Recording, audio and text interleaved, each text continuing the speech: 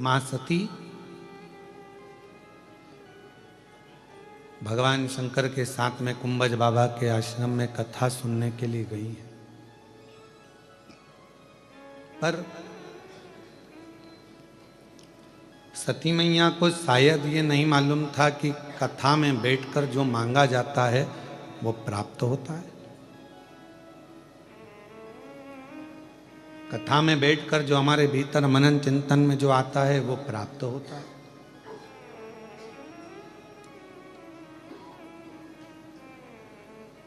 आप लोग बैठकर यदि आप दूसरे के लिए गलत मांग रहे हो तो ये आपके ऊपर निर्भर करता है कि इतना अच्छा मौका छोड़कर हम दूसरे के लिए क्यों मांगे, हम अपने लिए क्यों ना मांगे। उसने मेरे साथ बुरा करा, भगवान उसका बुरा करते, ये क्यों मांगे। भगवान से कहो कि मेरा भला करे, संसार का भला करे, जगत का कल्याण करे। सती मैया ने ये विचार कर लिया था कि ये शरीर क्यों पाया मैंने, इसको तो मैं जलाकर भस्म कर दूं तो अच्छा। और मां सती का वो शरीर आखिरी में जला ही, जल गया।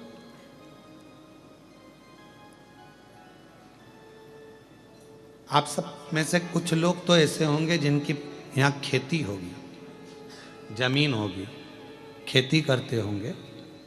कुछ लोग तो बैठे होंगे उसमें से। खेती फसल बारिश के जल से आती है या बाढ़ के पानी से आती है? बारिश के जल से। अगर मान लो खेती में पानी चाहिए और बाढ़ आ गई तुम्हारे नगर में, तुम्हारे गांव में, तो क्या उससे फसल अच्छी आएगी? क्या नहीं, फसल तो बिगड़ जाएगी, बेकार हो जाएगी। वो फसल के लिए बारिश का पानी जरूरी है। उस फसल के लिए बारिश का पानी थोड़ा थोड़ा थोड़ा थोड़ा गिरता रहे, वो जरूरी है। बाढ़ आ गई, पूरा पानी पानी भरा गया, वो फसल बिगड़ जाएगी, सड़ जाएगी, बेकार हो जाएगी, जमीन बेकार हो जाएगी और उसमें कुछ नहीं लगेगा। इतने विद्वान मत बन जाओ कि तुम्हारे अंदर ज्ञान की बाढ़ आ जाए और परमात्मा की भक्ति ही बह जाए। क्यों? अहंकार जब आता है तो परमात्मा की भक्ति नहीं रह पाती।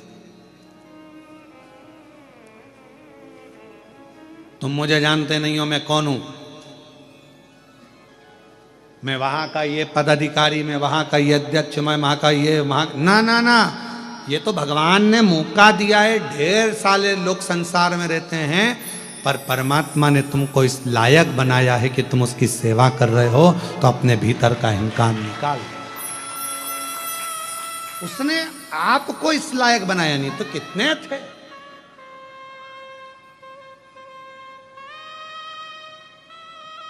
ये नारखेड़े जी को, ये पाटिल जी को, ये मैं हितेश को धन्यवाद दूं कि भगवान ने अगर तुमको मौका दिया है, भगवान ने अगर तुमको कोई मौका दिया है तो कुछ सोच कर दिया होगा। पितृपक्ष, और उस पितृपक्ष में भोवी बाबा कृष्णेश्वर नाथ जी के पवित्र चरणों में कथा।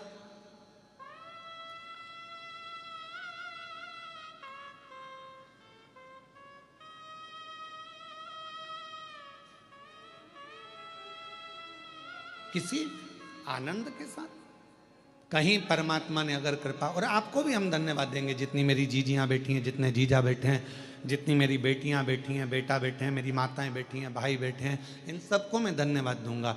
आपको ना जाने भगवान ने क्यों इस लायक बनाया कि आप ना जाने कौन से बगीचे के ऐसे फूल हो, क्योंकि जो फूल अच्छा होता है वही शिव के चरणों में जाता है, जो अच्छा होता है वही शिव पुराण तक पहुंच पाता है।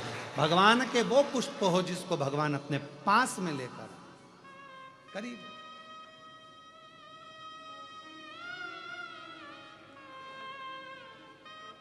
और तेरी कृपा का क्या है भरोसा, कब किस पर हो जाए, जरा सी हम पर कर दो, जरा सी हम पर कर दो। जिस पर भी हो गई तेरी कृपा करुणा, वो भव पार हुआ। भव पापी हो चाहे जितना उसका भी बाबा उद्धार हुआ।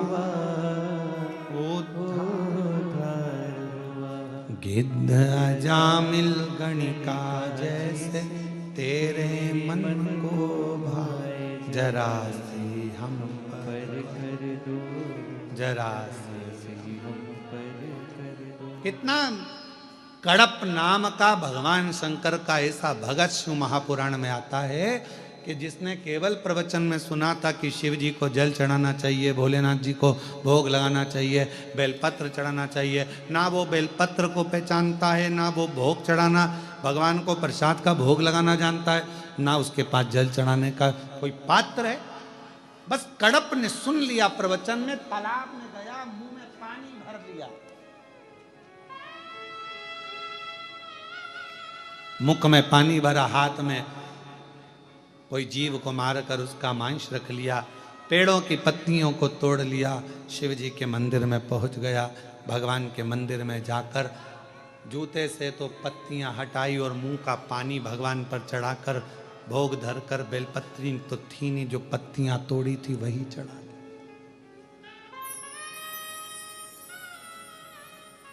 अब जरा विचार करिए, उसने तो मुंह का पानी चढ़ाया था, तो शिव जी प्रसन्न हुए थे कि नहीं हुए थे? शिव पुराण में पढ़ो कि कड़प पर भगवान शंकर प्रसन्न हो जाते हैं और उसको अपना दर्शन दे देते हैं। अपन तो झूठा भी नहीं चढ़ा रहे, अपन तो गलत चीज कर भी नहीं रहे, अपन तो रोज एक लोटा जल चढ़ाते हैं, प्रेम से बाबा को पुकारते हैं। तो जरा विचार करिए, कम से कम शिव जी की कृपा दृष्टि हम जैसे जीवों पर भी तो रहेगी। आप और हम जैसे जीवों पर भी तो शिव की कृपा रहेगी। अब कोई उसमें ज्ञान दे दे, शंकर भगवान पर ऐसा मत चढ़ाओ, भगवान शंकर पे वैसा मत चढ़ाओ, भगवान शंकर पे ये मत करो, भगवान शंकर पे वो मत करो। ज्ञान देने वाले आज के जमाने में, कलिकाल में, दिन भर अगर सोशल मीडिया टटोलोगे तो दिन भर 24 घंटे आपको ज्ञान सोशल मीडिया पे मिलता रहेगा। शिव जी को ऐसा मत करना, शंकर जी को वैसा मत करना, भूल से ये मत करना, प्रदोष को ये मत करना, एकादशी पे ये मत करना, तो द्वादशी पर ये मत करना। अरे दिल से अगर भगवान का नाम पुकारा जाए तो कुछ करो चाहे मत करो, दिल से अगर श्री शिवाय नमस्तुभ्यम बोल लिया तो उसमें भी तुम्हारा कल्याण। हर हर, दिल से अगर उसको पुकार लिया, दिल से अगर बोल लिया तो उसमें हमारा कल्याण है, उसमें हमारी कृतार्थता। हमारे कर्म के अनुसार हमारे फल है। एक कहावत सुनी कि नहीं सुनी आप लोगों ने? जैसा कर्म करोगे, जम के बोलो, जम के जरा, जैसा कर्म करोगे वैसा फल पाओगे। कौन ने बनाई ये कहावत? कोई व्यक्ति ने बनाई क्या ये कहावत? नहीं, ये हमारे शास्त्रों में वर्णित है। एक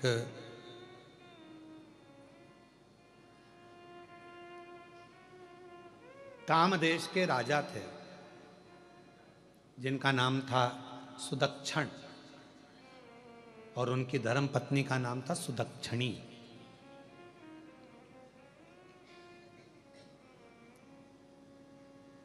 भगवान शिव के बड़े उपासक थे, आराधना करते थे दोनों पति पत्नी शंकर जी की, साधना में लगे रहते थे, भजन में लगे रहते थे, अच्छा कर्म करते थे, बेकार कर्म कभी नहीं करा। इतने अच्छे राजा थे सुदक्षण की रात्रि के समय पर रूप कपड़ा वगैरह ओढ़कर, मुंह ढाककर, पूरा शरीर ढाककर जाते थे और लोगों का दुख देखते थे कि इनको क्या तकलीफ है, और सुबह उसका दुख निवारण कर देते थे। हर हर, कौन? राजा सुदक्षण। नियम था। एक दिन राजा सुदक्षण अपनी धर्म पत्नी सुदक्षिणी के साथ में रूप बदल कर जा रहे थे। कपड़ा ओढ़े हुए थे, रूप बदला हुआ था, और लोगों का दुख देखने जा रहे थे कि इनका निवारण करना है, और चलते चलता रास्ता उनका भटक गया।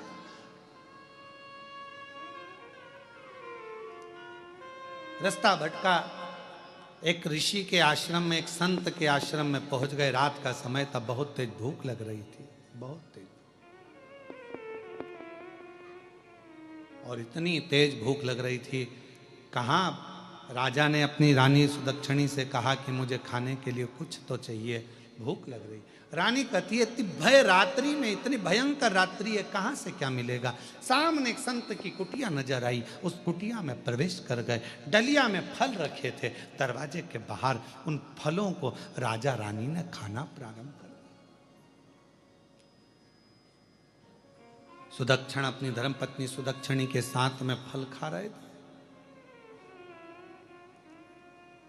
और सुदक्षिणी के साथ में जब उन्होंने फल खाए, फल खाने के बाद उन्होंने सोचा जिसके यहाँ के फल खाए हैं उसको प्रणाम तो कर ले, जिसको यहाँ का फल खाया है उसको प्रणाम तो करें, नमन तो करें। तो राजा सुदक्षिण अपनी धर्मपत्नी सुदक्षिणी के साथ में संत के चरणों को छुआ, नमन करा, संत के नेत्र खुल गए। कौन पथिक है भाई, इतनी रात को कौन पथिक आया? सुनो भाई, इतनी रात को कौन पथिक आया है? हमको लगता है तुम भूखे हो गए, डलिया में फल रखे हैं, खा लो। राजा सुदक्षिण और सुदक्षिणी ने कहा बाबा जी हमने फल तो खा लिए, केवल आपको प्रणाम इसलिए कर रहे हैं कि आपसे पूछना चाहते हैं कि आखिर आपके यहाँ ये फल इतने मीठे कैसे? एक भी फल खट्टा नहीं है, एक भी फल बेकार नहीं है।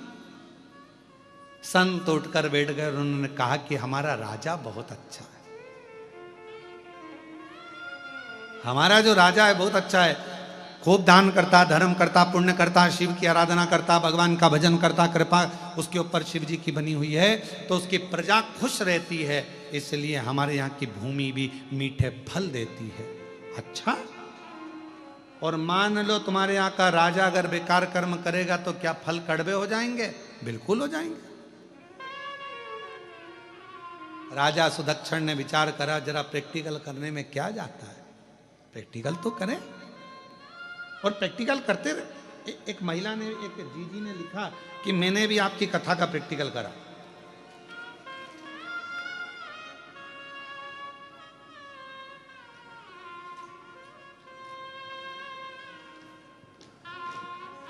देखो उसने पत्र में लिखा है, मेरा नाम प्रियंका अमोल दाने। धन्यवाद आपने बोल दिया जी जी, मैं बहुत देर तक अटका रहता, क्या बोलूं। आ जाओ बेलपत्र ले जाना, पधारो। दाने, मैं छत्रपति संभाजी नगर में रहती हूँ। भैया जी के पत्र खास तौर से आपके लिए लिख रही हूँ भैया। मेरी बहन, जय हो आपकी। मेरे भैया, मैं क्या वर्णन करूं, लगता है शंकर जी ने आपको कोई गण बनाकर भेज दिया है, जो हमको इस कथा के माध्यम से जनमानस को ये मालूम पड़ा कि शंकर की पूजन कैसे होती है, शिव से वर कैसे प्राप्त करा जाता है। भैया, आप हमेशा कथा में कहते हैं कि पंडाल में बैठकर कथा सुनी जाए, जो मांगा जाता है वो मिलता है। मैंने सोचा एक बार प्रैक्टिकल मुझे भी करना चाहिए। गुरुदेव, भैया, एक बीमारी हो गई थी मुझको, जिसके कारणवश मेरे पेट में तकलीफ हुई और मेरा पेट में डॉक्टर ने ऑपरेशन का कह दिया। ऑपरेशन की बात सुनी तो सब घबरा गए घर के लोग। तब मैंने घर के लोगों से कहा कि वो सियोर वाले भैया बोलते हैं, कथा में महाराज जी कहते हैं कि पंडाल में बैठकर जो मांगा जाता है वो परमात्मा देता है। मैंने अपने पति से भी कहा, पति कहने लगे ऐसा होता है क्या, तुम इतनी पढ़ी लिखी होकर ऐसी बात करती हो कि पंडाल में बैठकर जो मांगो वो मिलता है। मेरा मन है ऑपरेशन कराने से पहले एक बार पंडित जी की कथा नांदगांव चल रही है, अपन नांदगांव में जाकर बैठ जाते हैं और कथा सुनकर आएंगे, फिर अपन ऑपरेशन करा लेंगे, उसमें क्या दिक्कत है। सत्य कहती हूं भैया, मेरा विश्वास नहीं था, क्या पंडाल की मिट्टी पंडाल की रज, क्या पंडाल में बैठकर कथा सुनने का इतना फल होता है? मैंने अपने पति के साथ में नांदगांव में जाकर कथा श्रवण करी, वहाँ की मिट्टी को अपने पेट पर लगाया, बाबा को प्रणाम करा, मांग कर एक बेलपत्र लाई और बाबा को प्रणाम कर कर कथा में से वापिस आ गई। बाबा का मैं क्या वर्णन करूं, पंडाल की मिट्टी को लाई थी, प्रणाम करती, लगा लेती पेट पर। 4 दिन के बाद मैंने अपने पति के कहने पर ऑपरेशन की तारीख निकलवाई और जाने के लिए तैयार हुए। जैसे ही पहुंचे, ऑपरेशन के लिए जांच हुई तो मालूम पड़ा कि ऑपरेशन की मुझे जरूरत नहीं है, मेरा पेट पूरी तरह से स्वस्थ हो चुका है, अब मुझे ऑपरेशन की जरूरत नहीं है। मैं बाबा को प्रणाम करती हूँ कि लुटा दिया भंडार काशी वाले ने और कर दिया माला माल काशी वाले, जो जैसी भावना लाया वो ऐसा ही फल पाया, नहीं खाली उसे लौटाया, वो मन ही मन हर्षाया और कर दिया माला माल काशी वाले, लुटा दिया भंडार काशी वाले,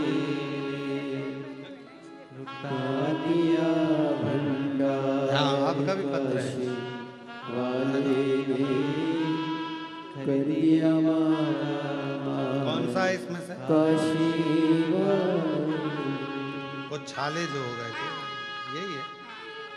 हाँ, ये दीदी का भी एक पत्र है। मेरा नाम संगीता वैभव काकड़े है।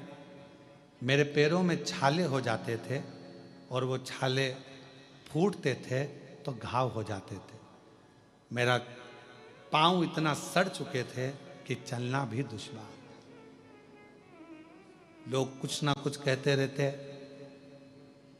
एक बार आपकी कथा सुनी और मुझे ऊर्जा आई, हिम्मत जागी कि मैं ठीक हो सकती हूं। डॉक्टरों का इलाज तो मैं शुरू से करा रही थी, क्योंकि छाले फूटते थे पाँव के और बहुत बड़े बड़े फोड़े और घाव हो जाते थे। लोग कुछ भी कहते थे। तब मैंने कथा में सुना कि एक रुद्राक्ष अगर सीहोर का लाया जाए और उस रुद्राक्ष को पानी में गलाकर पानी का आचमन किया जाए, पिया जाए, शिव जी पे चढ़ाकर, बीमारी ठीक होती है। हम सीहोर चले गए, वहाँ से रुद्राक्ष लाए, पानी में गलाते, शिव जी को चढ़ाते, उसको पीना प्रारंभ करा। आज मैं बाबा को धन्यवाद देने के लिए आई हूँ। सारे डॉक्टरों का इलाज करवा कर थक गई थी, पर आज मेरे पाँव पूरी तरह से स्वस्थ हो गए हैं। अब मेरे पाँव में कोई तकलीफ नहीं। आ जाओ एक बार पत्र।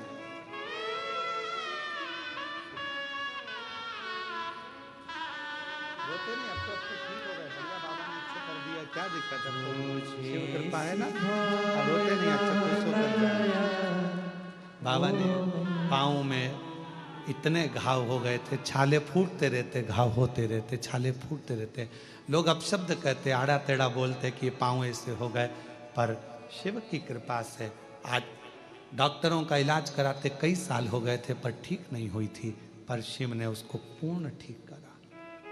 जो जैसी भावना लाया वो वैसा ही फल पाया, नहीं खाली उसे लौटाया, वो मन ही मन हर्षाया और कर दिया माला काशी वाले, लुटा दिया भंडार काशी वाले। भगवान शिव की उदारता, करुणा, दया कुछ ऐसी होती है। हम फिर कहें ये दुनिया के लोगों के लिए केवल कथा का पंडाल है, पर हम कहते हैं ये केवल कथा का पंडाल नहीं, अपने बाप से, अपने पिता से, अपने दिल की बात कहने का एक स्थान है, जहां अपना मन की बात मन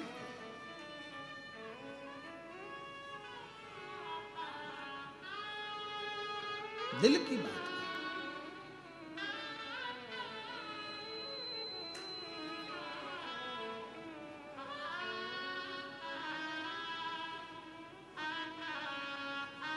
मैं हितेश तुमको धन्यवाद देता हूं बेटा कि शिव कृपा से ये कथा ऑनलाइन जो सीहोर में होती वो बाबा के धाम में हो रही, और एक प्रेरणा हमको मिली इस चीज के लिए कि ऐसे 50-60 भक्त लोग कथा सुन लें। अगर ऑनलाइन कथा सीहोर में होती है, ऐसी ही किसी 12 ज्योतिर्लिंग में भी चलती रहे और लोग उसको श्रवण करते रहे।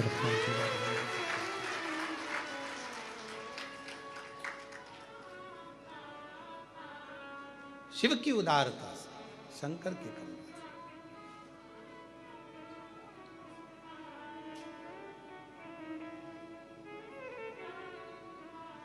और कितने नारखेड़े जी, पाटिल जी, आपके जितने रिश्तेदार आए होंगे सब प्रसन्न होंगे कि बाबा की कृपा से हमको कथा सुनने को कम से कम कृष्णेश्वर बाबा की पवित्र भूमि पर मिलते। रात तो हुई।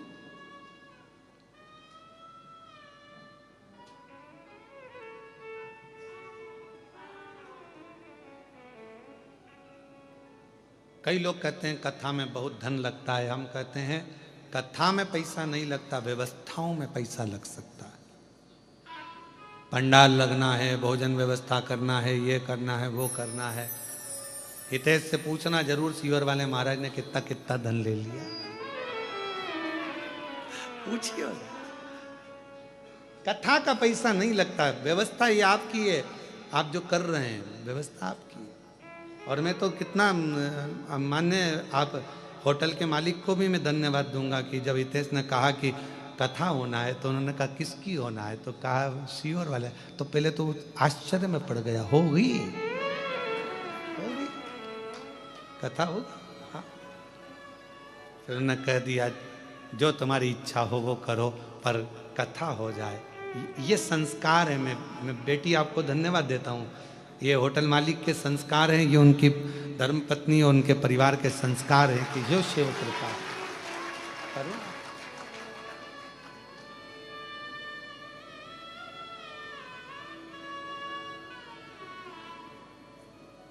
सुनो, धारण करो, अपने जीवन में उतारो। सती मैया बैठी पर भीतर से विचार कर रही है सती माँ। जैसे वो दीदी ने कहा कि मैं प्रैक्टिकल करने के लिए पहुंच गई कि पंडाल में बैठकर कथा सुनने का लाभ क्या होता है। मैं मांग कर देखती हूं, मैं मांग कर देखती, मैं भी तो बैठी हूं तुम्हारे दरबार में, मैं भी तो मांगू।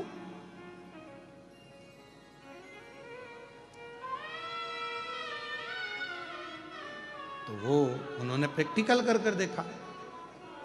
सती माता ने भी प्रयास करा, बैठी हूं कथा में और मन में सोच रही हूं कि ऐसा शरीर जलकर भस्म हो जाए।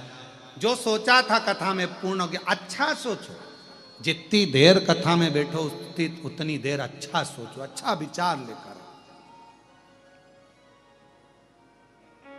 महाराज राजा सुदक्षण प्रैक्टिकल करे कि अगर महाराज कह रहे हैं, संत कह रहे हैं कि राजा अगर बेकार कर्म करेगा तो फल भी खट्टे हो जाएंगे, कड़वे हो जाएंगे। तो राजा सुदक्षण ने विचार करा, सुदक्षिणी से कहा चलो आज प्रैक्टिकल करते। और हम भी कहते प्रैक्टिकल करते रहना चाहिए। एक महाराज जी प्रवचन कर रहे थे, प्रवचन में कह रहे थे कि व्यक्ति को मदिरा नहीं पीना चाहिए, शराब नहीं पीना चाहिए। ये गंदा नाली का पानी है, लोग पी के नाली में गटर में पड़े रहते हैं। उसी में महाराज का पहचान वाला बैठा था, उठ के खड़ा हो गया। खड़े होते से ही बोला, ओ महाराज तुम इतना बड़ा बड़ा प्रवचन दे रहे हो, तुम्हारा सग्गा भाई पी के तो गटर में पड़ा, तुम हमको ज्ञान दे रहे हो, अपने भाई को क्यों नहीं समझाते। महाराज जी को क्रोध नहीं आया। महाराज जी ने कहा भैया देख, मैं प्रवचन में समझा रहा हूं, मेरा भाई प्रैक्टिकल करके दिखा रहा है, तुझे जो समझ में आ जाए वैसा कर ले। बात से समझ जाए तो मेरी कथा से समझ जा, नहीं समझे तो उसको देख ले, गड्ढे में पड़ा है, नाली में पड़ा हुआ है, तो उसको देखकर समझ जा कि उसकी हालत क्या हो रही है।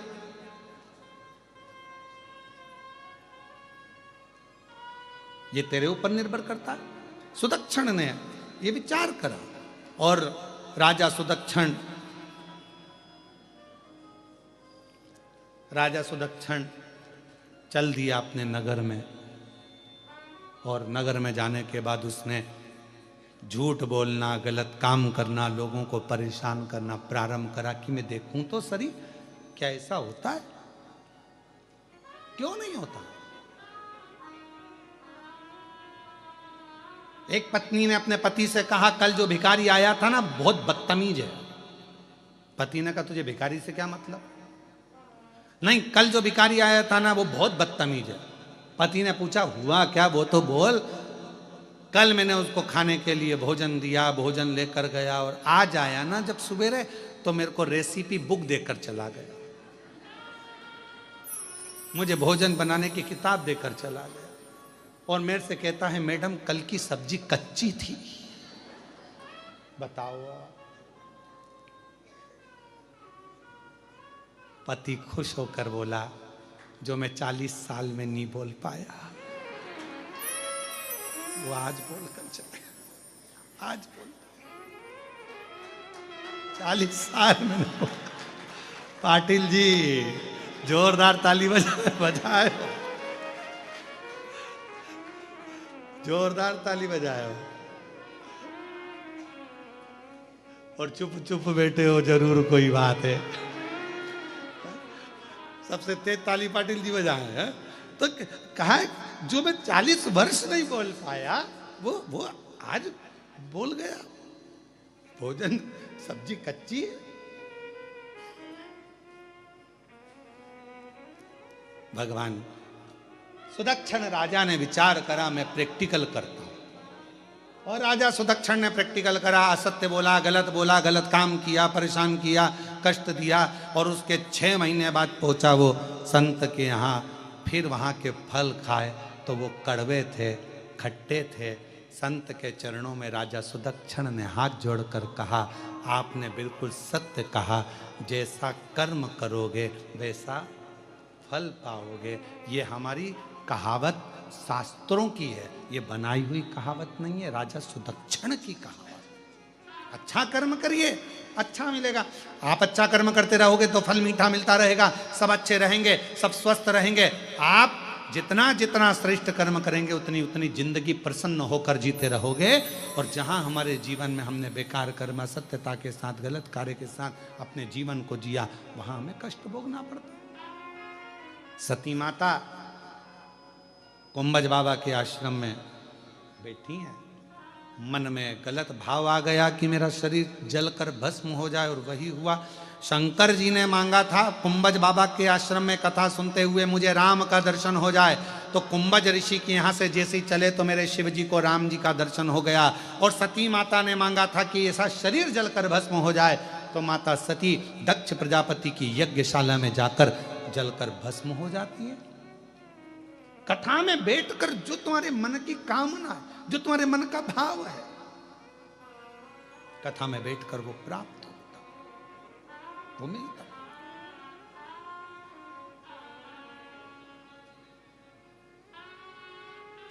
वेल्लूर में घड़ी सुधारने की दुकान है कि नहीं है? अरे बोलो तो। वेल्लूर में घड़ी सुधारने की दुकान है? औरंगाबाद में छत्रपति संभाजी नगर में थोड़ी ज़्यादा होंगी, ठीक है। हमारे सीहोर में भी हैं 4-6। गांव-गांव में घड़ी सुधारने की दुकान है, शहर-शहर में घड़ी सुधारने की दुकान है, पर समय सुधारने की दुकान तो केवल कृष्णेश्वर महादेव के पास ही है। घड़ी सुधारने की दुकान गांव में हो सकती है, घड़ी सुधारने की दुकान शहर में हो सकती है, घड़ी सुधारने की दुकान खेड़े में हो सकती है, घड़ी सुधारने की दुकान तुम्हारे मोहल्ले में, तुम्हारी कॉलोनी में, तुम्हारी सोसाइटी में हो सकती है। पर समय को बदलने की, समय सुधारने की कोई दुकान कहीं पर नहीं है। समय बदलने की दुकान, समय बदलने की जगह तो केवल एक है, वो कुबरेश्वर देव अधिदेव महादेव, वो कृष्णेश्वर महादेव, वो महाकालेश्वर महादेव, वो ओमकारनाथ, वो केदारनाथ, वो विश्वनाथ, वो मल्लिकार्जुन, वो भीमाशंकर, वो बाबा बैद्यनाथ। ये स्थान जो बनाए गए ये समय सुधारने के, घड़ी सुधारने के नहीं है।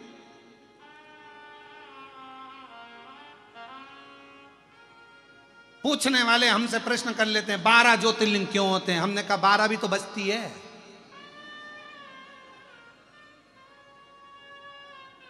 कहा 12 ज्योतिर्लिंग क्यों होते हैं? हमने कहा 12 नहीं बस्ती तो क्या बस्ती है। मैंने कहा बस 12 बस्ती है तो 1 बजे सोमनाथ से चालू हो जाओ, 2 बजे मल्लिकार्जुन, 3 बजे महाकालेश्वर, ऐसे करते करते जब 12 बजे तो कृष्णेश्वर महादेव को याद कर लो, तुम्हारी जिंदगी की घड़ी सुधर जाएगी, तुम्हारा समय सुधर जाएगा। ये 12 के जो नंबर हैं 1 2 3 4, अरे जरा विचार करो, रात के 12 बजे मेरे भगवान कृष्ण प्रगटे, दिन के 12 बजे मेरे राम जी प्रगटे, और 12 ज्योतिर्लिंग ये हमारी जिंदगी का सार तत्व है अपने समय को सुधारने के, ये अपने समय को सुधारने के लिए ये 12 ज्योतिर्लिंग का सार तत्व है।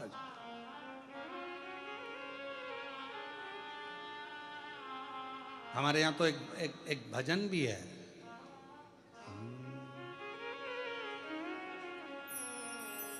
ओम रूपी मुख से शिव बोलो प्यारे, ओम रूपी मुख से शिव बोलो प्यारे, शिव बोलो प्यारे।